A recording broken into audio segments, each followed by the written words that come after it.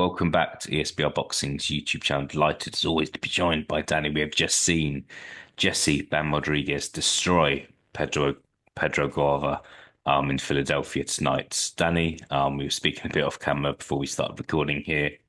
Seriously impressive stuff by Bam Rodriguez tonight. He was expected to win. But yeah, just a three-round demolition job. Give us your thoughts. Unbelievable, honestly. Words are starting to fail me with Bam Rodriguez. The Estrada fight, I remember watching it and was absolutely wired. I was that impressed with him.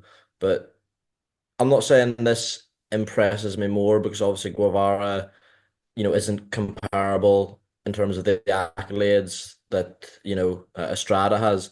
But what was more impressive to me was he's a back foot fighter, which is a style that I'm not going to say Bam has struggled with, but it's a style he hasn't looked as good against. And in those fights against Christian Gonzalez and the other fighter's name escapes me, he's clearly gone away and worked and cutting off the ring because Guevara attempted to get on his back foot, but within 2.5 rounds, he was in a corner with Bam Rodriguez for what felt like the majority of the rounds.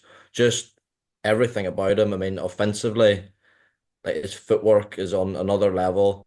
As you were saying before we started, he seems to be getting better by the fight. His punch power seems to be getting better by the fight. This is a fella, extremely experienced campaigner in Guevara.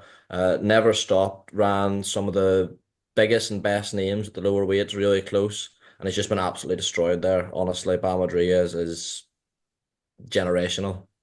Yeah, special fighter. And I think going back to age, keep on talking about people's ages a lot in these videos, but to be as good as he is at 24, to be kind of a pound for pound star at 24, makes you think in 2 to 3 years' time, what can he do? And that's what I want to focus on, really, Danny. There's been, there's obviously rumors going around boxing all the time. Um, what do you think we're going to see Rodriguez do next? He's at super flyweight now.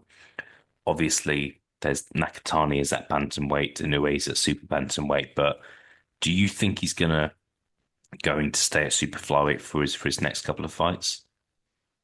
I do think you will. I mean, the fights with the names you mentioned, Nakatani and Inoue, are any sort of hardcore boxing fan's dream. I mean, either of them is just, a mouth-watering prospect. But I do think he will stay, certainly for the next maybe 12, potentially 18 months at Superfly. I would like to see the Fernando Martinez fight. He's an excellent fighter as well. Really entertaining fighter, beat Kazuta Ioka. I believe they're rematching. So if he was to come through that, I mean, that's a brilliant fight and it's right. And but it's the fact that a fighter as good as Fernando Martinez, I mean, you would make him such a big underdog against Bam. But I suppose it's a fresher fighter than Rodriguez has been in with. When you factor in the age of Quadras, Rungvisai, Estrada, and even Guevara was 35, best days behind them. You do have to mention that, but I would like to see him tick off that box of.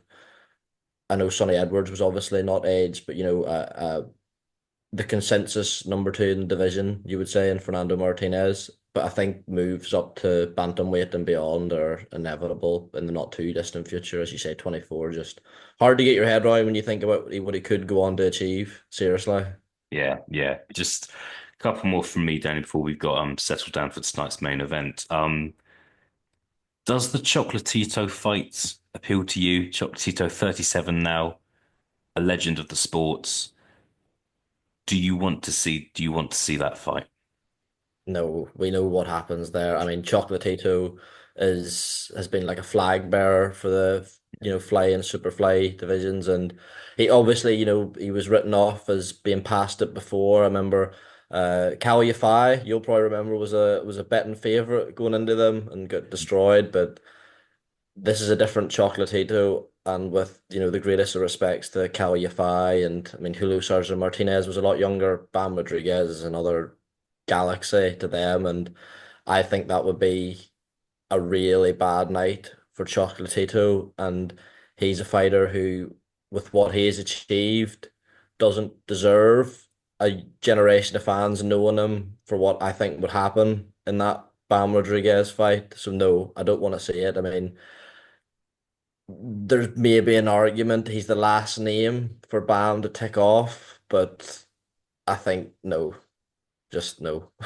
No, I have to agree with you. I just think that I don't think that would be a very competitive fight. It would end in a stoppage loss for Chocolatito, Without a someone, doubt. yeah, and someone who's had a fantastic career and look, in my opinion, probably shouldn't be fighting, let alone fighting Bam Rodriguez.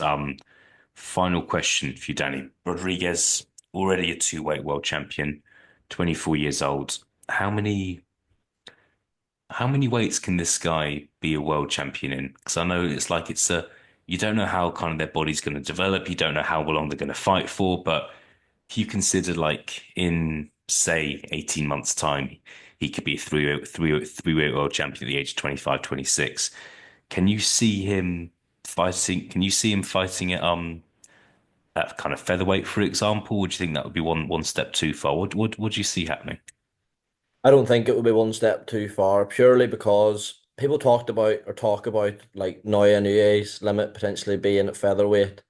And Naoya Inoue, obviously a very skilled boxer, but I think when you like take away the punch power, you do lose a lot from him. Whereas with Bam Rodriguez, he seems to be evolving into a one punch knockout artist or has evolved into it. But I think even if he was to lose that moving up to 118, 20, I don't think he would lose it at 118, but say super bantam featherweight, I still think he can stop people through accumulation. Still, people think he could outwork people over 12 rounds. Like, how do you keep him off? The only question is how does he take the shots at I Yeah, can't believe we're talking about this featherweight. yeah. Um, but he was obviously dropped by Estrada, but wasn't hurt at all. And Estrada's obviously a very big puncher.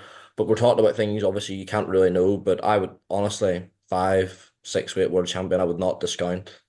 Yeah, crazy. It's very exciting. And he's someone who's had a busy, 11 months? He's had three fights in 11 months, all obviously all world title fights. So we'll see. Looking forward to seeing what he does next, how he gets managed. But yeah, hopefully we see him in unification fights at Super Flyweight in 2025. Danny, good to be joined by you as always, and I'll speak to you again very soon. You too, mate. Cheers.